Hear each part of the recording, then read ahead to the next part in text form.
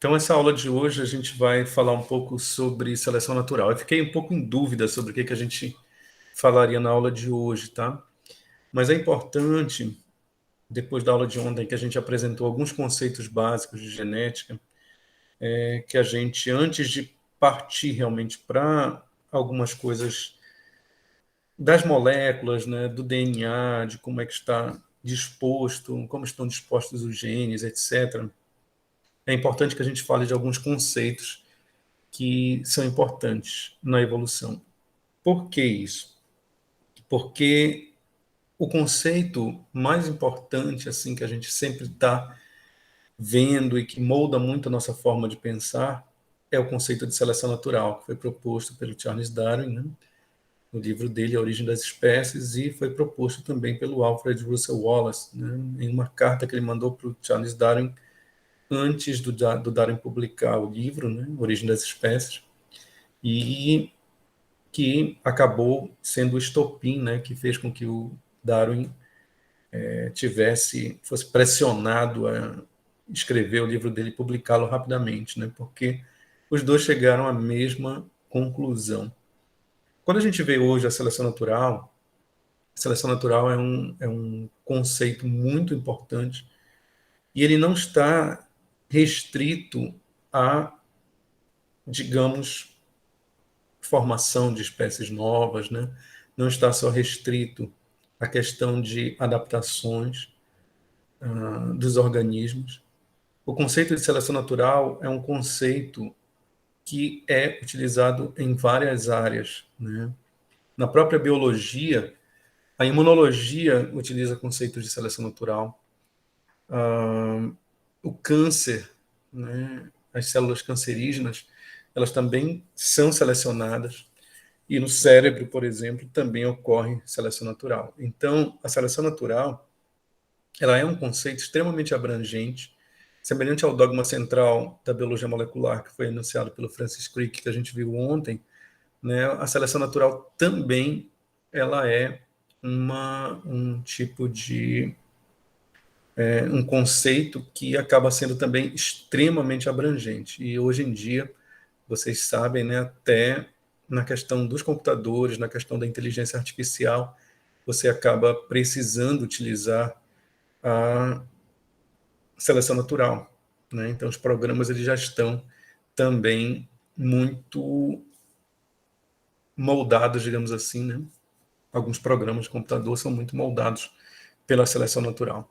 Então, a seleção natural é um conceito que eu tenho que dizer para vocês que eu tive dificuldade de entender esse conceito de seleção natural durante muito tempo, né? Porque geralmente os conceitos evolutivos que a gente tem, eles realmente acabam sendo conceitos um tanto, digamos, errados, né? Então a gente já está acostumado a pensar tanto na seleção natural, mas às vezes a gente tem uma ideia errada da seleção natural. Então o que a gente vai tentar fazer nessa aula, que é uma aula básica também, que a gente está apresentando hoje, né? A gente vai tentar mostrar algumas questões adaptativas com relação à evolução. Por quê? Porque existe no conceito da evolução a seleção natural e a deriva genética. Então, a deriva genética, esse termo aí, tanto quanto estranho, ele é a base do que a gente chama de neutralismo, que seria a gente vai ver amanhã, né, uma hipótese alternativa, né? Na verdade, a hipótese nula da evolução, né, o neutralismo. Não é necessário vocês verificarem agora, né, o que é o neutralismo. Eu sei que vocês já viram um pouco de neutralismo na graduação de vocês, mas vocês com certeza não conseguiram, talvez na graduação. O pessoal da pós-graduação que já fez mestrado nessa área, com certeza já tem uma outra ideia, né? Mas a gente às vezes não entende tanto essa questão da, do neutralismo, da importância dele. E, como vocês vão ver, ele vai se tornar tão importante que é necessário realmente que a gente fale primeiro de seleção natural, para depois a gente conseguir fazer essa comparação entre seleção natural e neutralismo. Quando eu falo de seleção natural, eu sempre uso como exemplo esse livro aqui, que é de um autor chamado Sean Carroll, que traduzindo aí seria, né, a fabricação do mais apto, né? É um livro de 2007 que traz um capítulo chamado A Matemática da Evolução. Devo dizer para vocês que demorou, como eu falei para vocês, entender um pouco o conceito de seleção natural, porque algumas vezes a gente tem ideias erradas sobre o conceito de seleção natural. Então, qualquer dúvida, qualquer pergunta que vocês tiverem, vocês podem se manifestar no chat. Eu não vou perguntar muitas vezes para vocês, porque às vezes é meio chato a gente ficar esperando as respostas ou pedir a colaboração de vocês, mas eu gostaria muito que vocês participassem na medida do possível, tá ok? Tudo certo? Vocês ainda estão aí? Tá ok, professor. Tá bom. Como é Então, que sim, professor? tá bom. Então, a grande questão que a gente tem que levar em consideração quando a gente está falando de seleção natural, né, é que a gente vai ter que falar um pouquinho de matemática. E a gente não está muito acostumado a pensar em termos matemáticos. A nossa mente ela não foi fabricada para isso, né? A nossa mente ela foi moldada pela seleção natural, né, para conseguir entender o mundo ao nosso redor e garantir a nossa sobrevivência, né? Principalmente quando os seres humanos eram um animal, né, que tinham grupos humanos pequenos, né? Hoje em dia, com grupos humanos muito grandes, tudo que a gente faz é muito superlativo, né? A COP26 está aí, né, para mostrar a bagunça que a gente fez no mundo, né? Porque as nossas atitudes, né, no mundo elas mudaram muito de escala e a gente não tem às vezes como compreender os impactos que a gente está tendo no mundo. Então a mesma coisa acontece quando a gente está falando de seleção natural. Tem alguém querendo entrar aqui, o Douglas. Então a gente tem realmente uma certa dificuldade. Então vamos ver aqui o que eu estou falando isso aqui para vocês, né? Então quando a gente joga na Mega Sena, na loteria, né? A gente. Isso daqui é uma estatística de algum tipo de loteria lá dos Estados Unidos, mas se você for ver no bilhete da Mega Sena, você vai ver a probabilidade de você ganhar, né? Que ela é bastante baixa. Então aqui o autor falava que se você comprar 5 bilhetes por semana de uma loteria lá americana, você ganhava uma vez a cada 30 mil anos. É claro que quando você vê essa questão da, né? A Mega Sena acumulou, vai todo mundo lá jogar, né? A gente vai fazer a nossa fezinha e tal. E a gente não tem muitas vezes a ideia de quanto isso daí é improvável, né?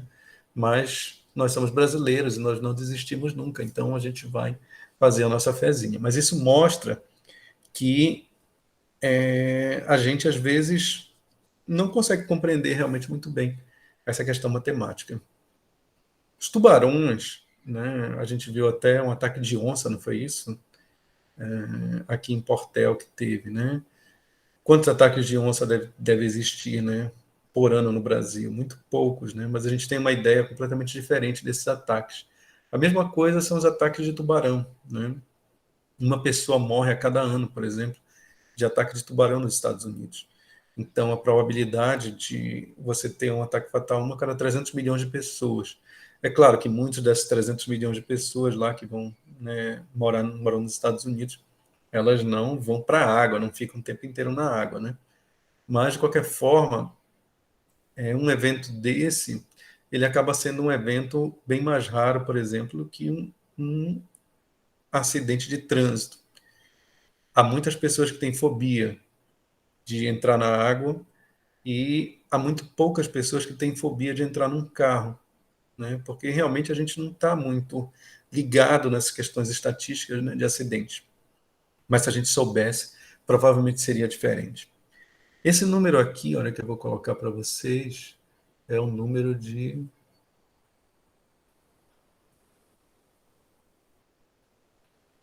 Eu tenho aqui, quanto aqui? 1 milhão, né? E aqui eu tenho 1 bilhão, certo? Esse número aqui de 1 bilhão, ele é um número extremamente alto, né? Tem um livro de um autor chamado Carl Sagan, que inclusive hoje, 9 de novembro, é o aniversário do Carl Sagan, chamado Bilhões e Bilhões, em que o Carl Sagan ele fala sobre quanto tempo demoraria para a gente contar de 1 até 1 bilhão, né? Se você quiser contar de 1 até 1 bilhão, contando um número por segundo, né, você vai demorar 1 bilhão de segundos. O que isso aí vai dar é um número muito perto de cerca de 37, se eu não me engano, anos, tá? Então, a gente não tem ideia, né, dessa questão matemática, porque os seres humanos eles foram construídos, digamos assim, ao longo da sua evolução, para tentar lidar com pequenos números, né? O ser humano ele foi, além de pequenos números, né, estatísticas muito simples. O ser humano ele é completamente influenciado por determinadas coisas que ele vê, né? O nosso cérebro ele acaba se viciando. Então, por exemplo, eu falei para vocês, um ataque de onça em Portel já vai fazer com que várias pessoas que entrem numa floresta fiquem apavoradas com relação a ataques de onça, né? E então a gente tem uma dificuldade muito grande de entender o que significam esses números grandes, essas estatísticas grandes, tá? E a seleção natural nada mais é do que a gente pensar nesses termos, tá? Então tem uma coisa aí chamada juros compostos, e tem uma história muito antiga que contava que um vizir, né, um cara que previa alguma coisa, fez uma previsão para o rei, e o rei perguntou: o que que você quer, né, de presente? Ele disse assim: eu quero de presente nada, eu só queria que você colocasse um grão de arroz, né, num quadradinho de um tabuleiro de xadrez, depois você colocasse 2, depois 4, depois 8, e o rei achou aquilo ali, né, ele achou graça, ele disse assim: isso daqui é muito fácil, né? Então eu vou conseguir pagar para você aí tranquilamente. E quando você começa a colocar 1, 2, 4, 8, 16, 32, é um número que a gente fala que é uma progressão exponencial, né? Uma progressão aí geométrica que a gente fala, né? E não uma progressão aritmética, né? De 1, 2, 3, 4. Então, esses números eles acabam sendo demais para nós. A gente não tem ideia. Como a gente vê aqui, olha, já está aqui logo nos primeiros quadradinhos aqui do tabuleiro, já está uma situação bem difícil de você conseguir colocar esses grãos de arroz, né? Então, quando chegar para cá, para o final, vai estar impossível você fazer isso. Então, isso mostra também que a gente tem uma dificuldade grande de verificar esses números quando eles estão progredindo, e tem um termo chamado juros compostos, que é o que a gente utiliza para poupar, ou o banco utiliza para emprestar dinheiro para a gente a juros. Onde você começa com uma quantia, né? Se você começa a poupar, eu poupei R$ 1 aqui, depois de X tempos eu vou ter um pouquinho mais, depois de X tempos eu vou ter um pouquinho mais. No início é uma diferença muito pequena, mas conforme o tempo vai passando, essa diferença vai ficando muito grande. Então é o que falam, né? Pena que eu não escutei esse conselho quando eu era jovem, né? Mas eles dizem: você tem que começar a poupar quando você é jovem, porque dá tempo de você sentir esse efeito aqui, né? Então, por exemplo, se você pegar R$ 100 e você colocar numa aplicação a 7% ao ano, você vai conseguir depois, né? Você coloca 107 após o primeiro ano, e a partir de 10 anos, você tem praticamente o dobro daquilo, né? Então, olha aqui, essa quantia aqui, em 1 ano, para 2 anos a gente nem nota a diferença, mas aí a partir de 5 anos já começa a ficar muito, 10 anos, né? E aqui em 15 anos, né? Então, a seleção natural ela obedece mais ou menos uma tendência semelhante a essa. Há um crescimento muito rápido, né? Há uma seleção muito forte, né, de um determinado atributo que no início não parece tão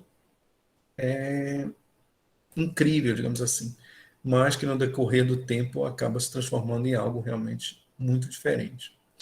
E como sempre, né, o Charles Darwin, quando ele começou a trabalhar com, ou pensar na seleção natural, ele começou a pensar, por exemplo, num casal de elefantes, né? E esse casal de elefantes teria, né, dois, dois elefantinhos, por exemplo, e esses dois elefantinhos, né, teriam mais elefantinhos e assim por diante. Então, o que ele notou? Ele notou que se a gente fosse obedecer às leis da natureza, ocorreria um crescimento exponencial da população, né? Então, aquela população ela cresceria muito. É uma ideia que também o Malthus, né, acabou pegando, né? E você já ouviu falar disso, né, que o Malthus dizia que a população crescia em proporção geométrica, enquanto a comida crescia em proporção aritmética. Então, o Charles Darwin ele só pensou nisso aqui, né? Ele pensou, bom, você tem esses animais aí, se esses elefantes fossem deixados para se reproduzir à vontade, eles iam produzir vários filhotes. E depois de um certo tempo, né, a ideia do Charles Darwin, a gente já está tropeçando em elefante lá na África. Mas a gente não está tropeçando em elefante na África. Então, o que ele dizia é que o meio, né, de alguma forma, o meio ambiente não está deixando que todos esses elefantes aqui sobrevivam, né?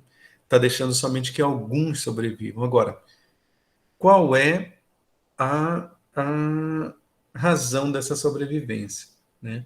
Foi aí que foi o pulo do gato do Charles Darwin e também do Alfred Russel Wallace, porque eles pensaram, bom, na verdade, o que está sendo colocado aqui é que talvez, embora esse raciocínio seja um pouco redundante, né, para alguns, os animais que sobrevivessem seriam aqueles que tivessem as melhores adaptações, as melhores características naquele meio, né, estivessem mais adaptados àquele meio, para poder conseguir deixar descendentes.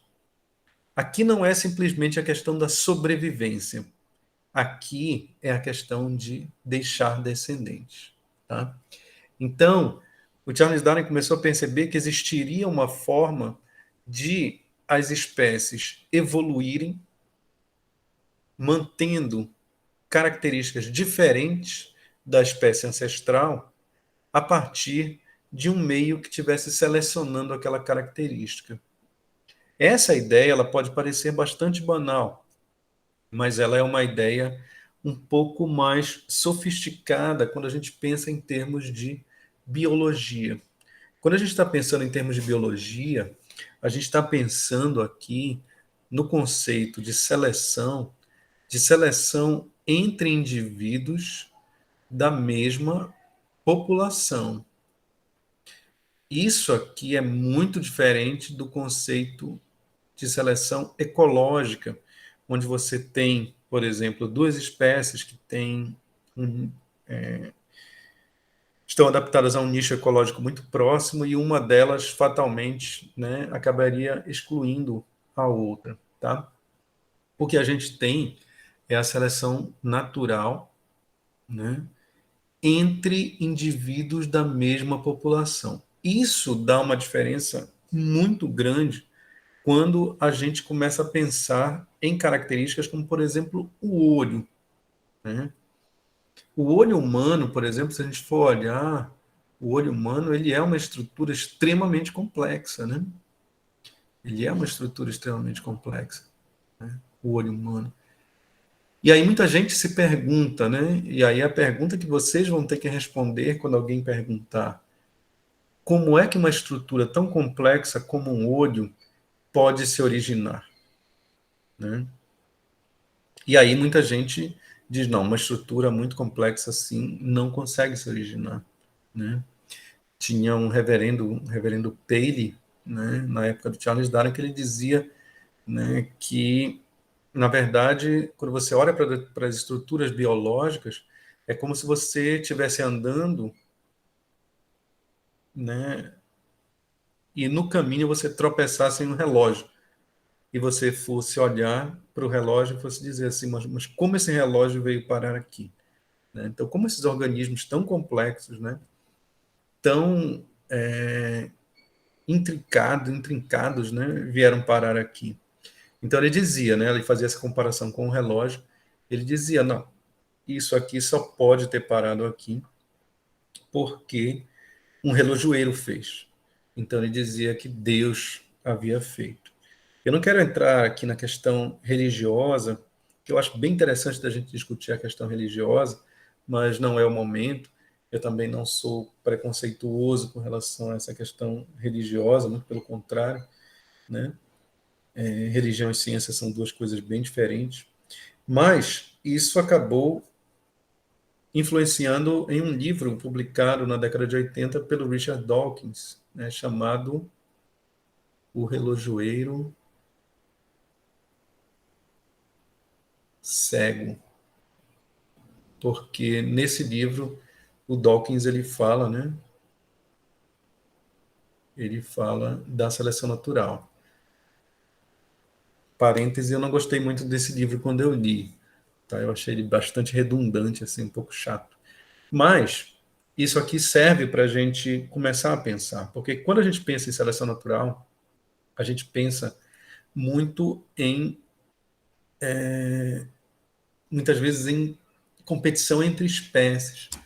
E aí, para a gente, não tem muita lógica essa questão de você ter uma melhora de um determinado órgão. Mas se a gente pensar, por exemplo, em um animal, né? Esse animal, por exemplo, digamos aqui, ele não possui nenhum olho, tá? Ele não possui nada, tá? E aí você nasce, né, naquela população, teve alguma mutação, sempre a mutação é o, o ponto mais importante aqui, né? Porque a mutação ela representa a criatividade no sistema biológico, mas, digamos assim, algumas células, por exemplo, bem aqui, se especializaram em detectar luminosidade. Né?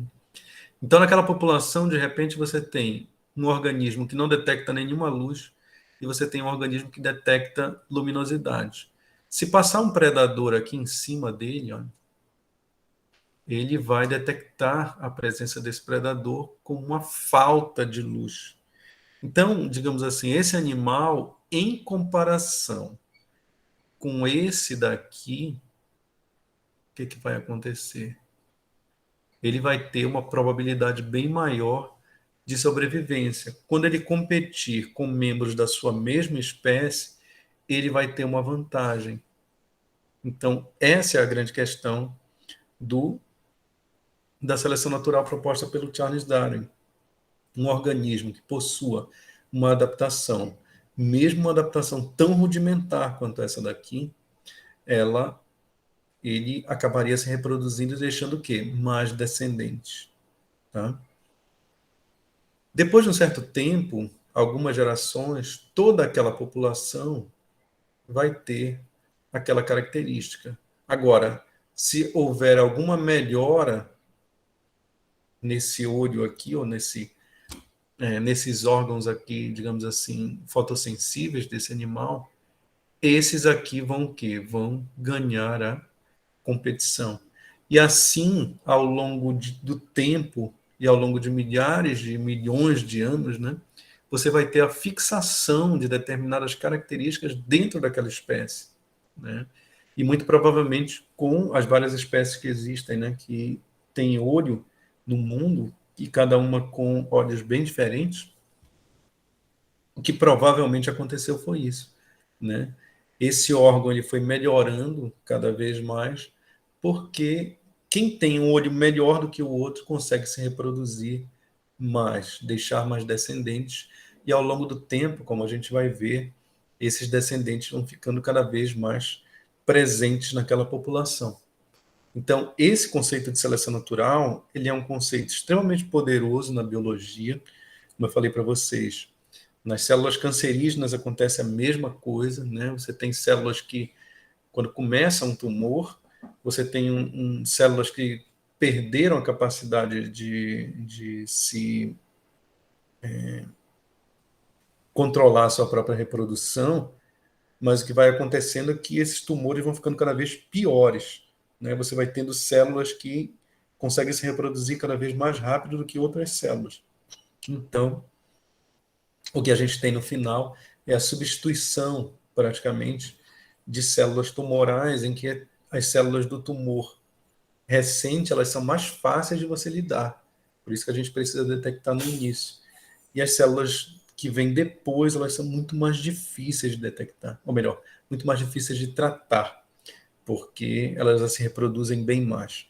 Então, coisa semelhante acontece no cérebro e, obviamente, com a COVID aconteceu basicamente a mesma coisa. Vocês viram que agora, praticamente, tudo é uma variante chamada de variante Delta, né, que existe na COVID, que ela praticamente tomou toda a população, né, que está infectada com COVID. Por quê? Porque ela é capaz de se reproduzir melhor do que as variantes anteriores.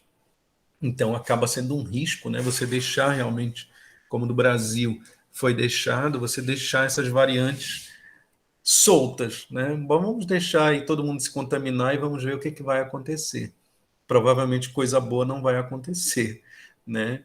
E a gente ainda teve sorte aí nessa pandemia, porque por enquanto, né? Por enquanto você não tem crianças, né, sendo acometidas de Covid de forma grave. Crianças pegam Covid? Pegam, né? Pegam sim. Crianças pequenas, 3 anos, pegam Covid. Mas as formas graves ainda não são, né? Isso não é uma... Há várias doenças que não poupam crianças, né? Então não dá para a gente deixar um vírus, por exemplo, solto, porque a seleção natural vai atuar. Quem conseguir se reproduzir mais vai aumentar de frequência. O que acontece nos vírus, né, e outros agentes patológicos, né, ou patogênicos, né, alguns patógenos, né, eles começam a se reproduzir e muitas vezes eles matam muitos hospedeiros. Então, o vírus assim ele não é muito bem adaptado. Mas com o passar do tempo eles vão ficando mais adaptados, eles demoram mais a passar de um indivíduo para outro, diminuem a letalidade e dessa forma eles vão sendo os que ganham o sucesso reprodutivo, né? Então, a seleção natural está diretamente relacionada à questão de reprodução. Se vocês tiverem alguma dúvida, é só falar, tá? Vamos passar aqui para uma coisa chamada de coeficiente de seleção, tá? Esse coeficiente de seleção a gente vai explicar de uma forma bem simples, olha só. Indivíduos com traço com uma pequena vantagem, eles vão deixar 101 filhotes. E os indivíduos sem aquele traço, algum traço genético que dá um fenótipo diferente, né? Dá uma característica diferente, vai deixar só 100 filhotes. Tá? Então, a diferença aqui é de 1%. Então, a gente diz que o coeficiente de seleção é 0,01. Tá? Agora, bora ver isso daqui. Né? Indivíduos com traço com uma pequena desvantagem. Né? Ao invés de deixar 100 filhotes, eles deixam 99. Então, eles deixam menos filhotes. Parece pouco, né? Qual a diferença de você deixar 100 filhotes e 99? No dia a dia, não vai ter diferença. É igual a questão que a gente estava mostrando anteriormente. No dia a dia não tem muita diferença. Mas, né, aqui você vai ter um coeficiente de seleção negativo de menos 0,01, né? Menos 1%. Então, aqui, indivíduos que têm esse traço estão sujeitos a uma seleção que a gente chama de seleção negativa. Né? E aqui a gente teria um indivíduo que está sujeito a uma seleção positiva. Né? Então, isso pode estar ocorrendo com relação a vários traços, mas de uma geração para outra, né, se você está trabalhando, por exemplo, com seres humanos, claro, os seres humanos não vão deixar 101 filhos, né? Mesmo nem o Mr. Catra deixou tudo isso, né? Mas os filhos, né? Se você estiver estudando algum outro animal, né, digamos assim, você não vai perceber isso muito. Você quase não vai perceber que há um aumento, porque o aumento inicial é muito pequeno, é só de 1% dos indivíduos que têm aquele traço. Né? E aqui, por exemplo, você tem os indivíduos que têm uma pequena desvantagem, eles deixam menos descendentes. Mas a tendência no final é o quê? A tendência no final é que esses indivíduos eles deixem de praticamente existir. Então, aqui é feito um outro cálculo, a gente tem mais uns 2 cálculozinhos, mas vão ser simples, tá? Se a gente tivesse um coeficiente de seleção de 0,01, ou seja, 1%, você tem 8 indivíduos em 1000 possuem o traço dominante. Por que ele coloca aqui traço dominante? É porque se você tiver aquele gene, você já tem o traço. É um recurso didático que ele está fazendo aqui, tá? A gente está estudando aqui do ponto de vista teórico, tá? Mas tentando analisar e tentando colocar na nossa cabeça essa questão matemática. Então, 90% da população possuiria o traço em 3.000 gerações. 3.000 gerações, para a gente, é muito pouco, é muita coisa, né? É muita coisa. 3.000 gerações para um ser humano é muita coisa. Mas para uma mosca, é bem pouca coisa. Se você estivesse analisando, você veria isso aí ocorrer, essa mudança em tempos históricos, né? Aquele traço dominante ele vai ficando cada vez o quê? Mais frequente naquela população. Então, a seleção natural significa que um determinado traço vai ficando cada vez mais frequente em uma população, né? E qual o tempo para isso ocorrer? Depende do coeficiente de seleção. Depende de quantos indivíduos aquele indivíduo, quantos indivíduos o indivíduo que possui o traço, né, ele consegue deixar para a próxima geração. Um coeficiente de seleção já bem maior, aqui de 10%, né, 0,1, se 80 indivíduos em 1000 possuíssem um traço dominante, 80 indivíduos em 1000, mas com esse coeficiente de seleção, 90% da população possuiria o traço em 300 gerações. Então, isso é muito rápido. E há exemplos, como a gente vai ver, de momentos em que você tem essa perdão, a seleção natural agindo, né, nesse contexto e agindo de uma forma relativamente rápida, embora no nosso dia a dia a gente não consiga realmente perceber isso, tá? Se a gente tivesse, por exemplo, vendo aqui taxa de aumento de 0,02 por geração, e a gente estivesse vendo uma planta que tem 1 metro e ela crescendo, ela cresceria 2 milímetros por geração. A gente não perceberia esse crescimento de 2 milímetros, né? Mas em 200 gerações, você teria uma planta que teria o quê? O dobro do tamanho daquela população original. Tá? Perdão, pessoal, esqueci de trazer minha água aqui. Tudo certo? Até aqui? Tudo certo, professor, tudo tranquilo. Tá. Se acontecer alguma coisa aqui, deixa eu ver. Tá. Então, existem algumas dificuldades de você estudar a seleção natural, né? Você tem a questão do tamanho amostral, primeiro, porque para você conseguir verificar esses efeitos, você precisaria de uma amostragem alta, né? Você precisaria de uma amostragem alta, e nem sempre a gente tem essa facilidade, nem sempre todos os ambientes que a gente pode fazer um trabalho possuem essa facilidade. Então, existem alguns locais em que as pessoas fizeram uma análise bastante boa, né, de seleção natural, em que você consegue observar organismos, né? Mas existem outros locais em que isso é quase impossível, né? Se você for tentar estudar, vou tentar estudar a evolução da onça, por exemplo, mas a onça é um animal extremamente solitário, né, muitas vezes, e aí tem uma área de vida muito grande, então para você ter um tamanho amostral grande já é mais complicado. Se você pegar um peixe, aí talvez seja mais fácil você fazer uma análise, mas mesmo assim você teria que, né, verificar a taxa de reprodução daquele peixe, né, verificar quantas vezes eles dão cria, para você poder tentar estimar alguma coisa de seleção natural. Existem algumas mudanças, né, que foram rápidas. Aqui vocês, talvez nem todo mundo esteja vendo, mas tem deixa eu até mudar essa cor aqui. Dá para o azul. Né, existe uma... Também não está muito legal. Tem uma mariposa aqui, né? E tem uma mariposa preta aqui, né? Então, com o musgo, digamos assim, essa mariposa ela é mais difícil da gente visualizar, né? Essa daqui é mais fácil de visualizar. E aqui, né, se dizia que lá na Inglaterra isso teria acontecido, né? Após a Revolução Industrial, Líquen, né, ele morreu, né?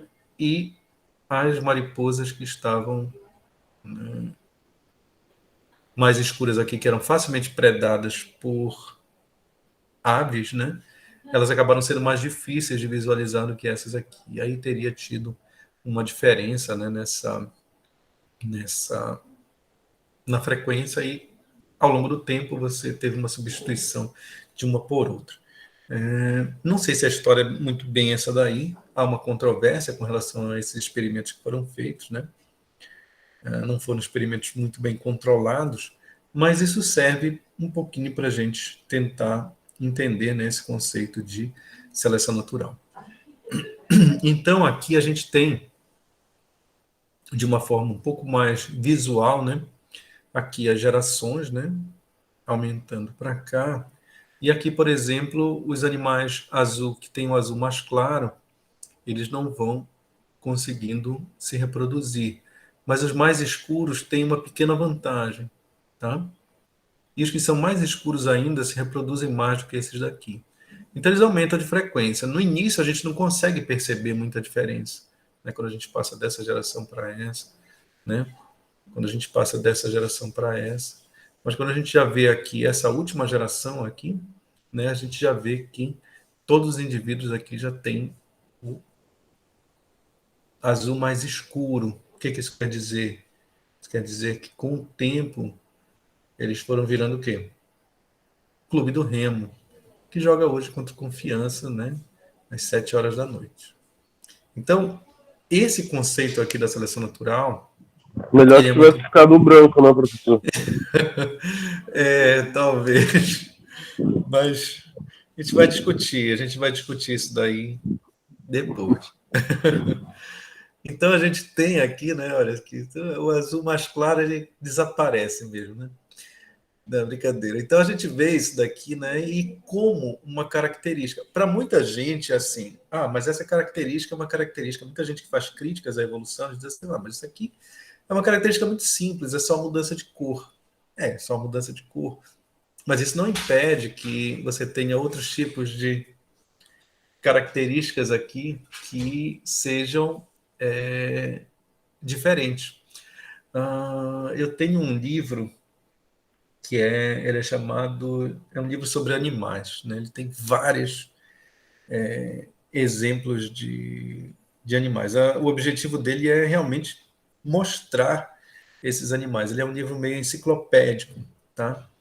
E é muito interessante você olhar porque você consegue perceber praticamente isso daqui.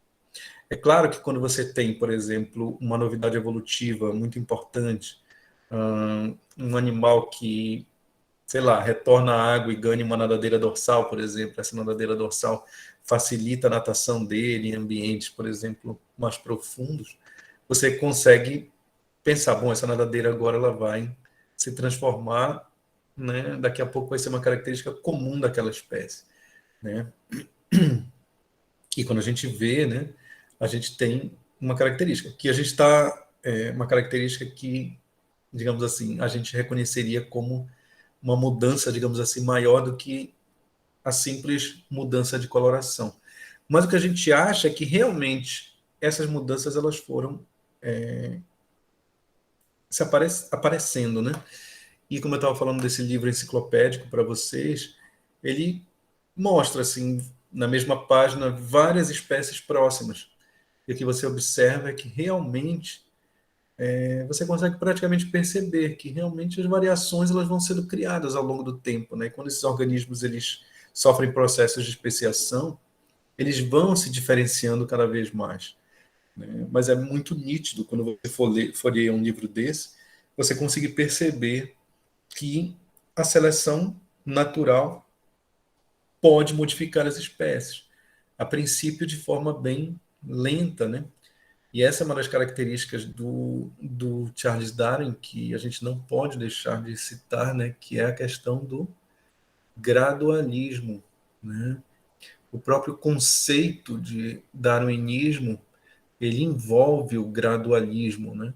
Porque o Charles Darwin, na época do Charles Darwin, existia um estudo que era um estudo sério, tá? Um cara fez um estudo sério, ele não brincou com o negócio, mas ele chegou a uma idade da Terra em que a Terra teria 3.000 e poucos anos, né?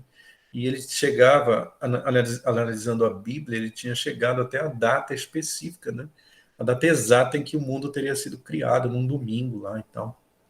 Muita gente ri desse estudo que esse cara fez, bíblico e tal, mas era um estudo sério, e tipo assim, ele tinha as razões dele para pensar isso.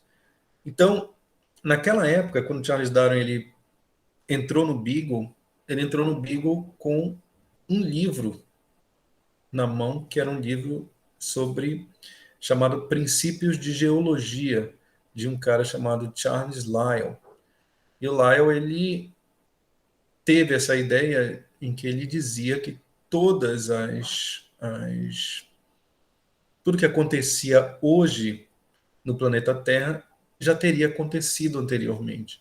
Então, para ele explicar as mudanças de relevo, para ele conseguir explicar todas as mudanças que aconteciam, né, na superfície da Terra, a criação de montanhas, né, tudo isso, ele dizia que a Terra tinha que ter, então, milhões de anos, talvez bilhões de anos. Enquanto o Charles Darwin, estudava muita geologia, ele, às vezes a gente pode até dizer, ele era um naturalista, né, naquela época, ele sabia muita coisa de geologia mesmo. Ele ficou muito contente com aquilo, porque quando ele teve a ideia de seleção natural, ele precisava do quê? Ele precisava do tempo, né? Ele precisava aqui dessas gerações, tinha que ser muitas gerações para que algo assim pudesse ocorrer, né? Então, o livro do Charles Lyell dava para ele isso, dava para ele essa questão do tempo, que existiria há muito tempo. Então, o conceito de darwinismo, ele está muito ligado a essa questão de gradualismo, né? Em que as mudanças elas são graduais, né? Por quê? Porque muitas vezes o coeficiente de seleção ele não é tão forte, assim, tão alto, né? Então essa substituição de uma forma por outra, ela acaba sendo, digamos assim, mais gradual, mais paulatina. Alguns exemplos aqui de seleção natural que a gente pode ver, né? Existem certas limitações ecológicas para todos os organismos, né? Mas teve um estudo que foi feito, por exemplo, com alguns pombos em ambientes naturais, em que você tinha um animal, por exemplo, que tinha essa pinta branca aqui, e alguns outros não tinham a pinta branca. E se observava esse padrão aqui de voo que vocês estão vendo aqui embaixo, né?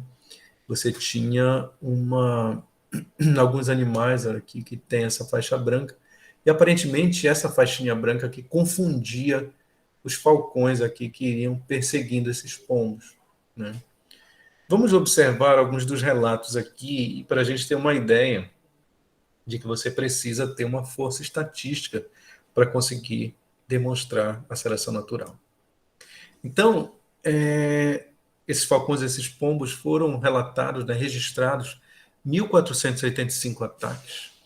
Tá? 1.485 ataques. Os autores estudaram 5.235 pombos sendo perseguidos, né? Eles observaram uma coisa: os com manchas brancas eram menos predados. Na população, 20% possuíam a mancha branca, mas apenas 2% deles eram capturados pelos falcões. Então, realmente era um número muito pequeno de pombos com manchas brancas, né? E o que eles fizeram? Eles capturaram os 756 indivíduos e reverteram o padrão deles, né? Quem tinha a mancha branca, eles cobriram a mancha branca, e quem não tinha a mancha branca, eles produziram uma mancha branca artificial. E depois que eles recoletaram esses indivíduos, né, que eles recontaram, eles verificaram que o padrão ele havia sido revertido. Então, realmente, a seleção natural ela acontece, ela está acontecendo o tempo inteiro. Só que, como eu falei, o tempo de geração de alguns desses organismos é muito alto, a gente não consegue perceber, e mesmo aqueles que possuem tempo de geração relativamente pequeno, como, por exemplo, um inseto, você precisa fazer um estudo que seja realmente muito... que precisa de um alto número estatístico, tem que ser feito com bastante cuidado, né? Existe um peixe chamado stickleback, né, que o nome dele é...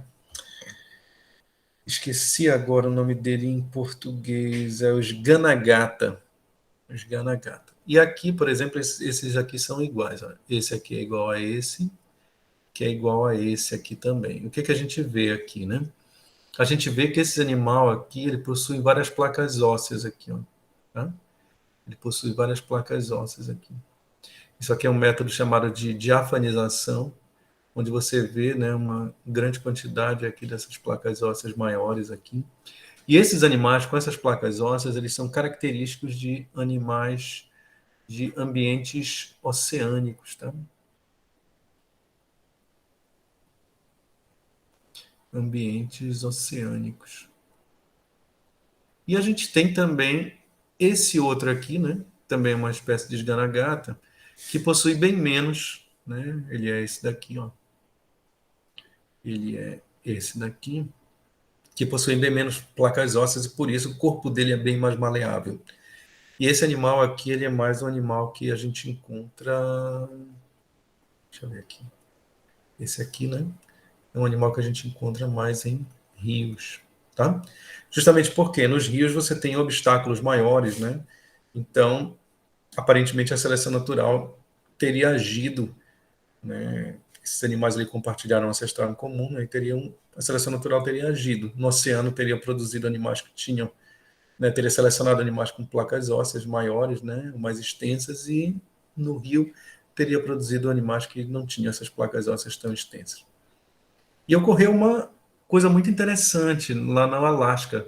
Teve uma colonização de espécies marinhas no lago. E o lago ele possuía essas características, né, de ser um lago mais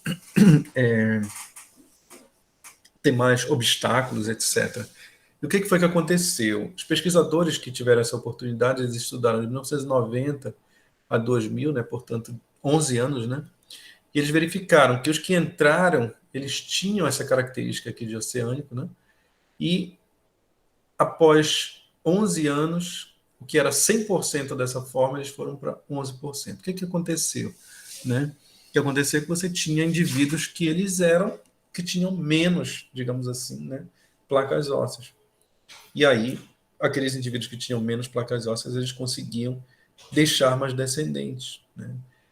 Claro, você está lidando com um peixe, então você está lidando com essas características que são bem mais, digamos, você está lidando com uma espécie que possui uma reprodução um pouco mais acelerada, né? Um vertebrado interessante de estudar, né? Como algumas pessoas aqui estudam, tá? E aqui a gente precisa falar, então, um pouquinho de uma outra questão matemática para a gente verificar as mutações. Vocês lembram que ontem eu falei... Tá tudo bem até aqui, pessoal? São 5h05, vocês querem algum intervalo? Querem continuar? Professor, eu queria 5 minutos de intervalo, por favor. 5 minutos, todos concordam? Sim, professor, Sim. tá bom. Sim. Sim. Então vamos dar 4h15 a gente volta, pode ser? Pode ser, sim. Tá. Então eu vou parar aqui a gravação e vou retornar depois com ela, tá ok? Aí a gente faz uma Tá bem, segunda prof. parte. Tá, Beleza. ótimo.